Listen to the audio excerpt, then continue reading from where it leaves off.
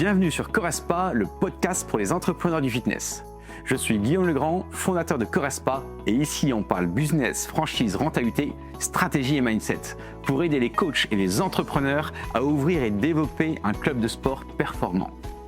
Tu veux structurer ton activité, attirer plus de clients et maximiser tes revenus? Tu veux un concept clé en main qui fonctionne? Alors tu es au bon endroit. C'est parti! Bonjour à tous, bienvenue dans le podcast dédié aux entrepreneurs du fitness. Bonjour Guillaume. Salut Charlotte. Salut, on se retrouve aujourd'hui pour parler de la notoriété d'un club de sport quand on ouvre.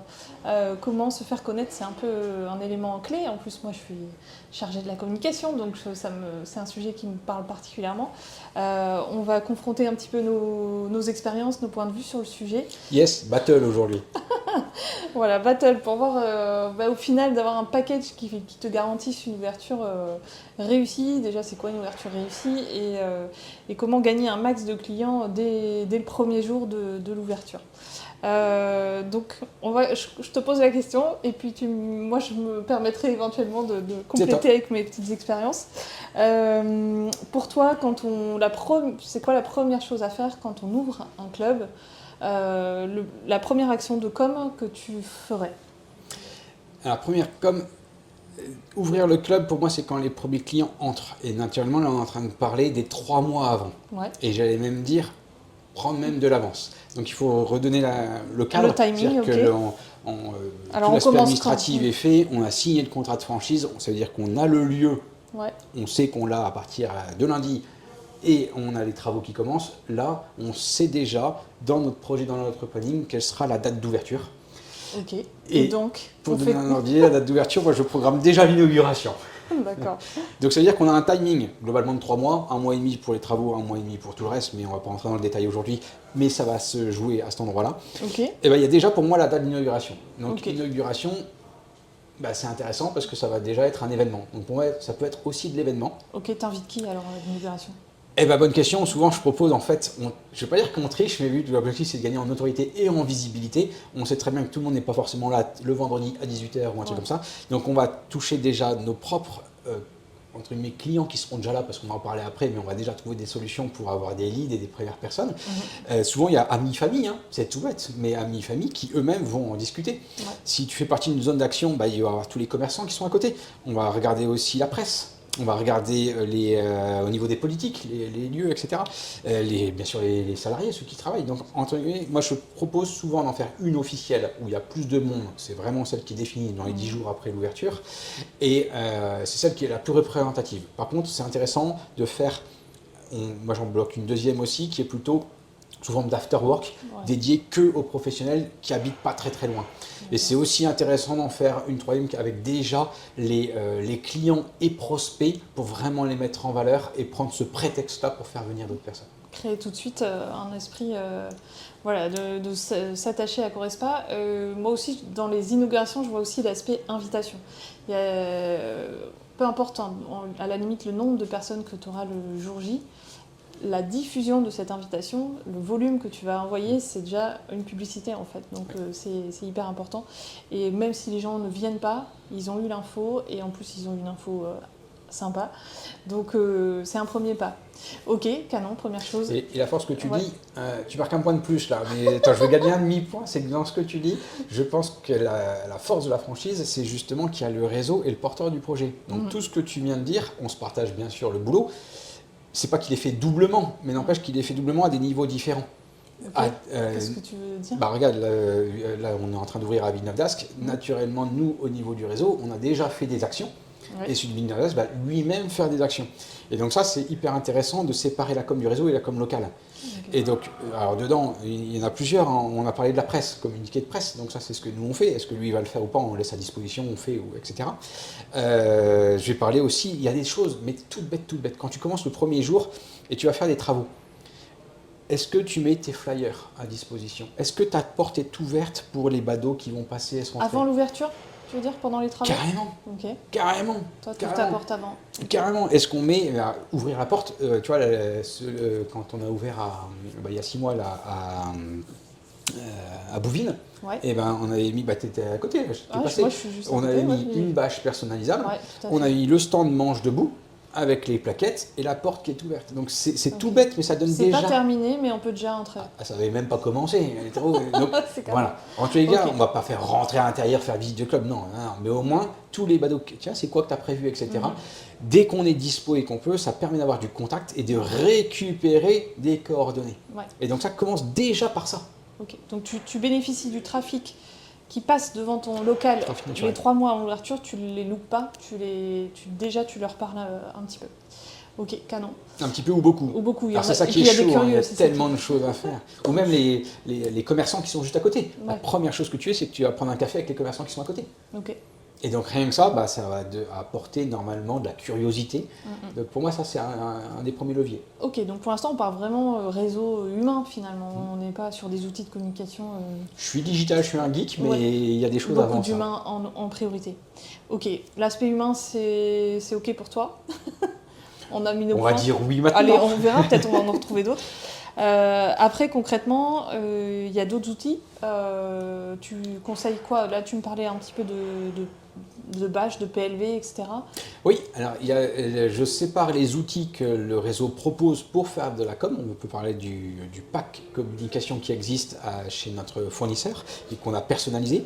Et après, dans un deuxième temps, on fait aussi un pack d'ouverture entre guillemets pour garantir des leads, des premiers contacts au bout des 3 mois. D'accord, ça consiste en quoi du coup? Alors si on regarde le premier, le pack plutôt communication, avec nos amis de Picasso pour pas les citer, dedans on a 105 supports de com. D'accord, dispo, on choisit. Alors, il y a des choses qu'on a mis en pack de démarrage qui sont carrément, entre guillemets, j'aime pas le mot obligatoire, mais on sait qu'on en aura besoin. Donc, tu as plein de trucs. Ça peut être sur les flyers qui sont personnalisables. Ça peut être des plaquettes qui sont aussi personnalisables. Donc, tu mets l'adresse du club. Du derrière, club quoi, ou ouais. des clubs s'il y en a plusieurs ou à côté. Les drapeaux, les bâches. En fait, il y a des choses qui sont personnalisables et d'autres qui ne le sont pas. Tout ce qu'on est en train de dire, c'est personnalisable. Après, on a quoi? On a le manche debout, on a le stand, un stand tout simplement pour faire des événements. Quel genre d'événement? Explique-nous. Alors, événements, on a tous les styles. Là, on est sur de l'ouverture, mais on est aussi pour le après. Ça Ouais. peut être des événements internes ou externes. On peut aller dans des galeries commerçantes. On peut aller même en interne faire des événements à l'intérieur où on a ce support avec nous. On peut faire des salons. Donc ça, c'est hyper intéressant et c'est pour ça qu'il fait partie de ce pack parce qu'on en aura tout le temps On besoin. en aura besoin dans la vie du club. C'est Ok. ça. C'est ça. Très bien. Et Oui, après, parce que- dedans, tu as aussi toute la PLV. Ouais. Donc la PLV publicité sur le lieu de vente, alors qu'ils peuvent être des choses à l'extérieur, mais c'est aussi, tu vois, sur les machines, on a le nom des machines, on a des cadres dans les clubs. Donc tout ça, ça fait partie de l'univers, tant pour construire à l'intérieur Corespa, tant pour être visible et avoir son image de marque. Ok. J'insiste sur l'aspect extérieur, en tout cas pour l'ouverture, parce que là on parlait beaucoup d'ouverture. Vraiment d'être vu dès le départ et le plus tôt possible, même quand c'est pas terminé, de l'extérieur, qu'on ne loupe pas. Je vais marquer un point de plus. Vas-y. Ce que tu viens de dire, qu'est-ce qu'on voit en priorité quand on vient dans un club, c'est l'enseigne. Ouais. On ne l'avait pas cité, je marque un point de plus. L'enseigne, l'après-enseigne, qui n'ont pas le même rôle. Ouais, Donc ça, c'est intéressant. Et dans les travaux, oui, on trouve une solution pour le mettre un peu plus tôt que prévu. Donc il y a des choses qui sont pérennes, comme l'enseigne, l'après-enseigne, et puis de l'éphémère et de l'événementiel avec les drapeaux, les bâches et tout. Ouais. Ok, très bien. On a parlé rapidement de presse. Tu fais comment avec la presse pour te faire connaître? Tu peux marquer des points si tu veux. Allez, je me lance. Moi, je conseille de contacter, alors pas que la presse, je dis communiqué de presse, mais en fait, c'est vraiment toutes les institutions locales, on va dire, donc les médias locaux, certes, presse, radio, même les sites d'actualité locaux. Et après, tu as aussi les associations, les collectivités, mairies, etc. C'est aussi, on peut leur envoyer le dossier de presse. Donc un dossier de presse, tu mets des photos, des belles photos qui peuvent être reprises par le média ou par le journal de la ville, de la communauté de communes, etc. Ils sont souvent friands de... Ils sont preneurs. Ils sont très preneurs de partager ce genre d'infos, surtout quand il y a de la création d'emplois, un projet, un porteur de projet qui est intéressant. Donc il faut un peu raconter une histoire, raconter son parcours, et puis le fait qu'on va embaucher des personnes qui sont du secteur, vraiment la vie locale. Donc ça, ils sont preneurs aussi bien la presse que les institutions. Et ça, c'est gratuit, donc c'est vraiment hyper intéressant. Ça coûte rien à faire et ça peut potentiellement rapporter. Et c'est effet comment on Kiff dit, cool. Kiff cool. Pourquoi ? Parce qu'il y a tous ceux qu'on contacte en direct, mais en fait, ce qui est bien, c'est que ça fait boule de neige et après, le réseau s'agrandit au niveau local. Moi, je mets aussi les mairies, par exemple, donnent très facilement la liste des médecins. Ouais. La liste des infirmiers, etc. Et donc ça, c'est hyper intéressant parce que notre activité est en lien avec ça. Et donc La ça santé, permet tous les acteurs santé, bien-être. d'aller plus loin. Et ça, il ne faut surtout pas le négliger. Il ne faut pas hésiter à le faire une deuxième fois aussi. Mais tu as dit le mot principal, c'est storytelling. C'est qu'il faut raconter son histoire et d'où on vient, ce qu'on va faire, création d'emploi et nouveauté. Ils aiment bien l'aspect nouveauté. Et quand il y a une nouveauté dans le club, ça peut être aussi l'occasion de recommuniquer. C'est à l'ouverture, mais rien n'empêche. Il y a un nouveau coach qui arrive. Je sais pas, il est champion de quelque chose ou autre. Allez, on renvoie un communiqué de presse, des photos, des vidéos, etc. Qui est un peu plus tourné vers le buzz. Après, ça peut être aussi un anniversaire de club, un aménagement intérieur qui change. Carrément. Et après, on est très surpris même des journalistes, parce que souvent, ils répondent pas s'ils viennent ou pas. Ouais. Et le jour même, ils se pointent. Ils sont là. Alors, par contre, quand ils vous contactent, il faut vraiment aller hyper vite. Donc quand on a un coup de fil d'un journaliste, c'est tout de suite et on prend rendez-vous très très rapidement. Mais oui, c'est eux qui imposent le timing. On n'est pas...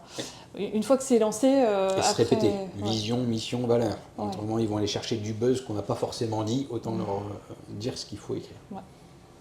Ok, très bien. Donc déjà avec ça, on est pas mal. On a déjà On est pas mal, mais on a oublié toute la partie voilà. voir que je suis geek. Voilà, on passe à la partie digitale. Ouais. On la voit en dernier parce qu'en fait, c'est un peu, aujourd'hui, c'est un peu le réflexe. Tout de suite, on se dit, je vais ouvrir mes réseaux tout de suite, etc. Je pense que ça, les entrepreneurs, ils y pensent, évidemment, alors que tout le traditionnel, on va dire, parfois est un peu oublié. Donc, et pourtant, tu vois, l'ouverture, moi, je pense qu'il pèse plus lourd que le digital.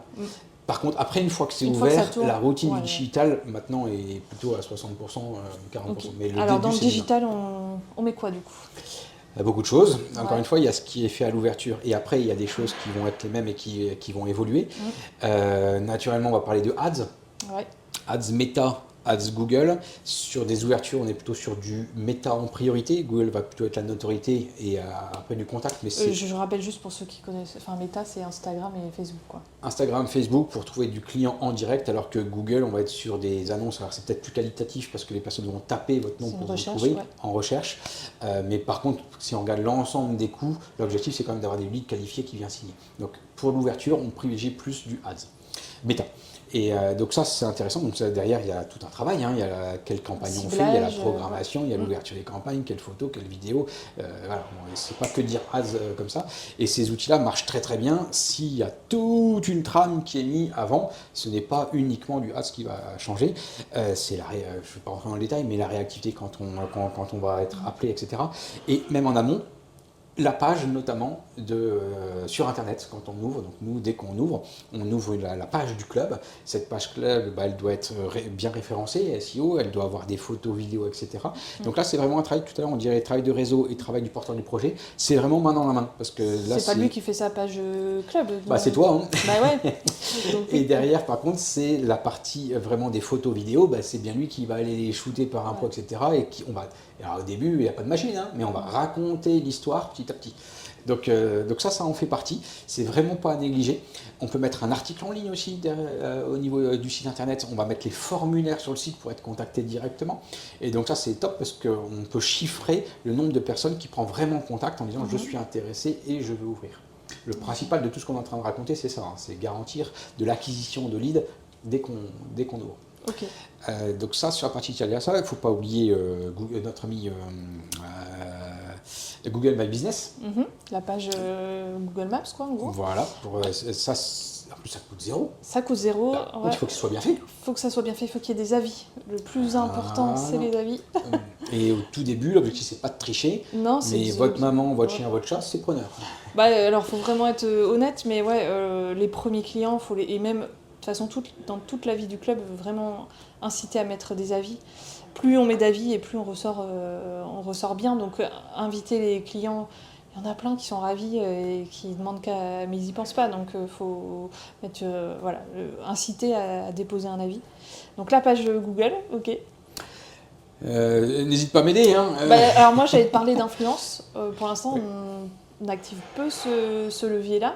Ça peut être aussi une façon de se faire connaître, de faire des partenariats un petit peu. Carrément. Là, on le fait plutôt sous forme de partenariat et d'ouverture. Tout à l'heure, on disait de parler avec tous les professionnels qui sont à côté de vous. Ça en fait pleinement partie. Votre coiffeur ou votre boulanger connaît très bien ce que vous faites. Vous lui avez offert une séance, etc. Naturellement, il sera plus à même de lui parler. Donc, on fait déjà de ce type de relation. Et après, c'est plutôt sous forme d'événements, de mettre des partenariats gagnant-gagnant. On peut aller plus loin. Et après, bien sûr, des influenceurs en tant que tels. Là-dessus, on n'a pas poussé le bouchon encore plus loin, mais oui, c'est une possibilité. Il y a du travail à faire là-dessus. Ouais. Ok. Sachant que nos premiers influenceurs, à mon avis, c'est nos clients ambassadeurs. Yes. Et les membres de les coachs sportifs, l'histoire. Ouais, carrément. Ok, bah déjà, alors on a un beau package. Donc nous, on soutient vraiment nos franchisés dans leur com à l'ouverture et après dans la vie du club. Et on n'a pas parlé des réseaux sociaux, bizarrement. Ah oui, ça paraît logique. C'est tellement évident. D'ouvrir votre page YouTube, Insta, Facebook. Et publier. Publier avec les visuels qu'on transmet déjà. Donc ça, il ne faut pas le négliger. Ceux qui sont déjà dispo et ceux que tu gères avec le plan marketing, ceux que eux peuvent faire au niveau local. Et donc tu vois, ça paraît bête, mais c'est pas négligé. Et ça se raconte. Et il y a aussi une méthode, il y a une stratégie, un plan éditorial à mettre en place. Ouais, et là, ils sont accompagnés. C'est vrai que ça peut être un peu lourd, ça peut paraître une tâche difficile pour certains, mais nous, on est là vraiment pour... Ça l'est parce qu'on ne fait pas les choses à votre place. Voilà. Il y a beaucoup de choses, on va mâcher le travail et qui seront dispo, mais par contre, il faut bien les publier. Il faut le faire, c'est sûr. Il faut l'incarner. Ok. J'ai envie de conclure, si ça te va, sur l'aspect cohérence. Et vraiment 360. Là, on a parlé de plein de façons différentes de communiquer. On n'a pas parlé de CRM aussi. On n'a pas parlé de newsletter. Il y a plein de moyens. Bon, voilà, on ne va pas tout détailler. On a parlé vraiment plus de l'ouverture, on va dire. Oui. Et ce qui est hyper important, c'est que tout ça soit en cohérence en fait, avec les personnes qui gèrent le club et en cohérence avec les signes distinctifs de la marque. On achète toujours du pourquoi et pas du comment. Okay. Et on achète toujours les bénéfices et non pas les caractéristiques. Donc oui, tout ça, c'est une cohérence monstrueuse sur l'ensemble. Et donc c'est nettement plus profond que de dire je fais telle action ou je fais tel moyen. C'est vraiment un ensemble de choses pour que l'image, la visitée soit cohérente, comme tu dis. Ça, c'est notre job. Ok, canon. Ça va, on s'arrête là? Je pense que c'est pas mal comme battle. C'est pas mal. Ben voilà, en tout cas, on sait que c'est la communication pour se faire connaître au niveau local, c'est un vrai travail, c'est un vrai aspect du lancement d'un club. Et l'avantage d'être en franchise, c'est que tout ce travail-là, vous n'êtes pas seul et on est là pour accompagner les porteurs de projets. Donc on espère qu'on vous a donné envie d'en savoir plus. En tout cas, on se retrouve bientôt pour prochain épisode. Plein d'autres choses. Et d'ici là, vous pouvez nous contacter. Si vous êtes intéressé, vous pouvez contacter Anne directement. Vous aurez ses coordonnées sur tous nos réseaux et sur notre site. Voilà. Merci Guillaume. À très vite.